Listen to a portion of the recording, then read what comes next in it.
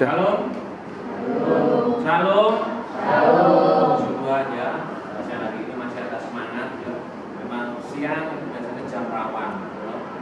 Jam rawan untuk apa? Kita hari ini belajar tentang materi hidup beriman ya. Sebelum kita mulai pembelajaran hari ini, kita berdoa dulu. Kita ambil sikap doa untuk kata limpahkan. Mari kita berdoa. Bapak juga sama saya terima kasih kepada kami Tuhan berkati anak-anak di 8C ini supaya mereka memahami materi hidup beriman dalam kasih Kristus. Di dalam kuasa-Mu kami bersyukur akan materi hikmat-Mu menyertai kami semua. Amin. Ya. Dan kita masuk hari ini, sepertinya dari 19 anak ada yang sudah masuk. Ya.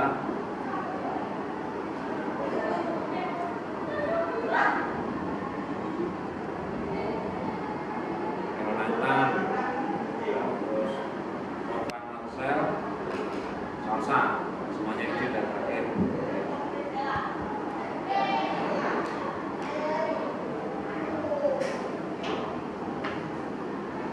Tuhan semua sehat ya, yang lain ya. Sehat Mak ya.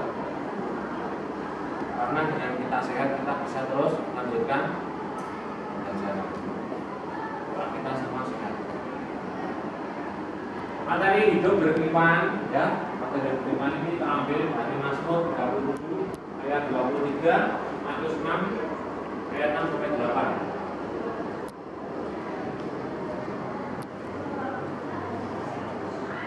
Arti menjadi pengikut seorang pemimpin adalah apa yang dikatakan pemimpin ini suatu pegangan yang harus diikuti.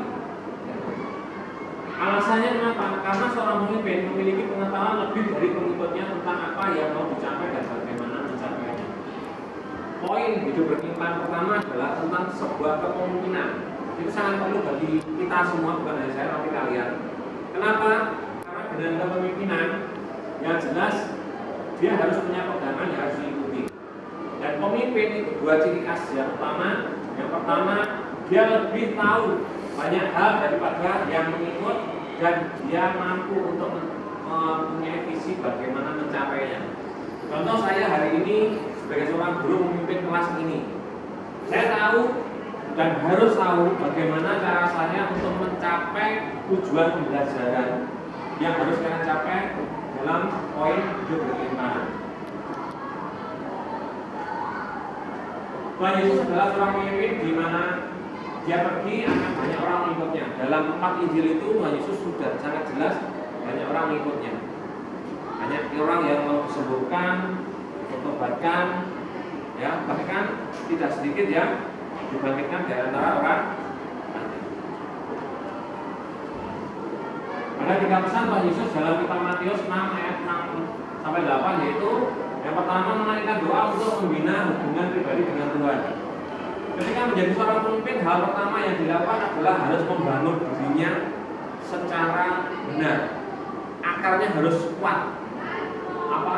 Membangun pribadinya, mempunyai hubungan khusus dengan Bapa dan Tuhan. Yang kedua, isi doa adalah percakapan yang keluar dari hati apa adanya dan tidak perlu panjang lebar. Tidak usah bertele-tele. Ngobrol sama Tuhan, doa itu serius, fokus, ya loh. Setelah itu kita dapat yang namanya rema atau visi Tuhan. Oleh karena itu dalam berdoa bukan menyisakan waktu, tapi meluangkan pagi sebelum bangun. Yang dicari pertama apa? HP Pak, ya loh. Jujur saja. Di masa modern ini yang dicari pertama WA sopo ya, gitu loh. Sekarang diubah.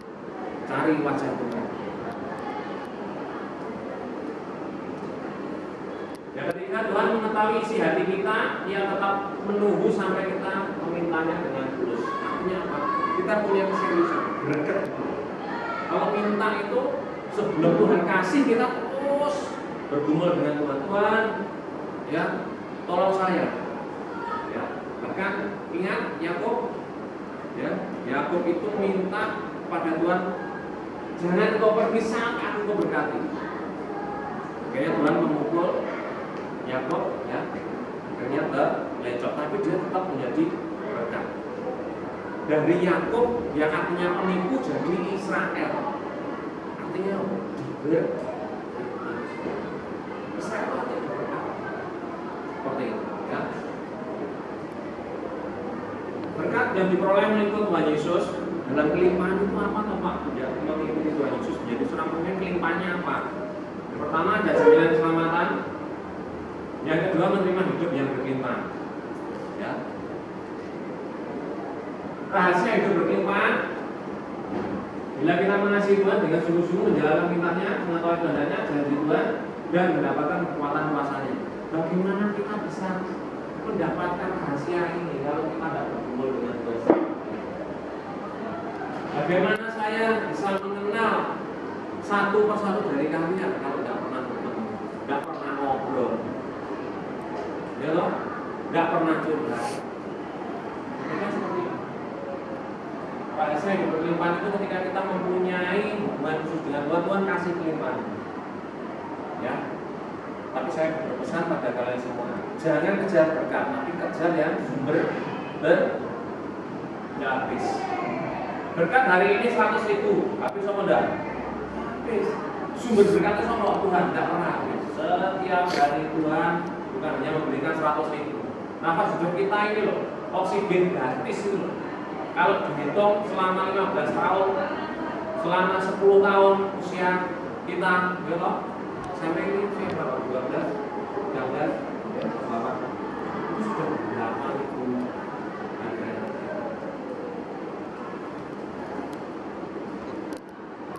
Jadi kunci hidup berlimpah, kuncinya adalah membangun hubungan khusus dengan Tuhan. Kasihlah Tuhan Allahmu dengan segenap akal, ya, segenap hati, segenap jiwa, dan segenap kekuatan. Janji-janji ini akan dialami anak-anak Tuhan, saya dan kalian, jika kita benar-benar menyerahkan akal, budi, jiwa, hati, dan segenap kekuatan kita pada kebahagiaan orang muda itu apa? Itu kekuatan. Akan serahkan kekuatan masa mudamu pada Tuhan. Hidup mesti berlimpah. Evaluasi yang pertama, jelaskan alasan mengapa kamu bangga menjadi pengikut Yesus. Kamu bangga apa? Kalau saya secara pribadi, ini salah satu kebanggaan saya kekalan itu pasti. Ya dan amin. Tuliskan 3 hal yang kamu tahu bahwa hidup di dalam Tuhan adalah hidup yang berlimpah. Ya. Yang ketiga, tuliskan 3 cara yang dapat kamu lakukan untuk mendapatkan hidup yang berlimpah. Yang keempat, pikirkan tentang suatu kebiasaan atau hobi yang kamu senangi, tetapi ternyata hal itu tidak menyenangkan dari Tuhan. Apakah kamu rela meninggalkannya?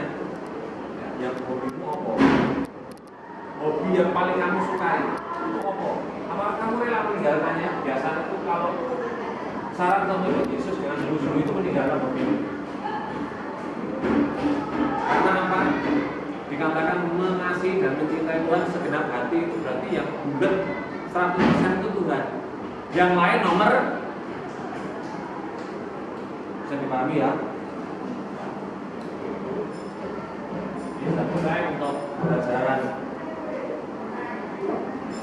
Ada penelitian buat kalian belajar meneliti permasalahan, meneliti peristiwa, meneliti ya, dari materi berlimpah ini apa yang bisa kamu dapatkan. Diskusi kelompok, karena ini ada 19 anak, berarti bagi 5 ada berapa? 4. Tolong. Ini 4 kelompok.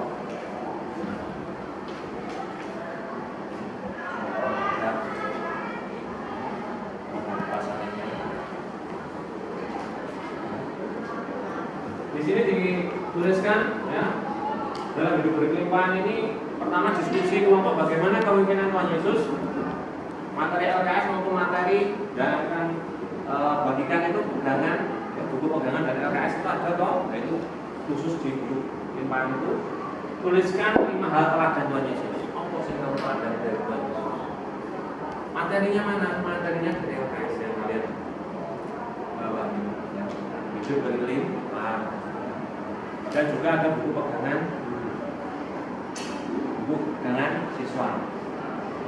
Terus yang kedua, bagaimana dalam kelompokmu, apakah ada sosok yang layak memimpin kelompok? Silakan memilih ketua kelompok. Dalam kelompok ini harus ada ketua. Untuk apa Pak? Kalau tidak ada yang memimpin mesti ribut. Ya pada salah satu memimpin teman-temannya, ya, mulai doa, materi, ya, diskusi, seperti itu toh. Belajar dalam kepemimpinan. Yang ketiga itu wawancara kepemimpinan. Kelompok, ya, 4 kelompok itu boleh memilih. Kamu wawancara salah satu di antara 3 ini. Lingkungan sekolah, yaitu mewawancarai ibu kepala sekolah. Lingkungan masyarakat mewawancarai Pak RT, RW, Kasur atau Kades. Atau lingkungan gereja mewawancarai majelis dan pendeta. Nah ini kamu pilih. Ya, bagaimana memilihnya? Ya kamu diskusi dengan kelompok. Ini supaya kalian bisa meneliti seberapa jauh kita menemukan kelimpahan dalam Tuhan Yesus.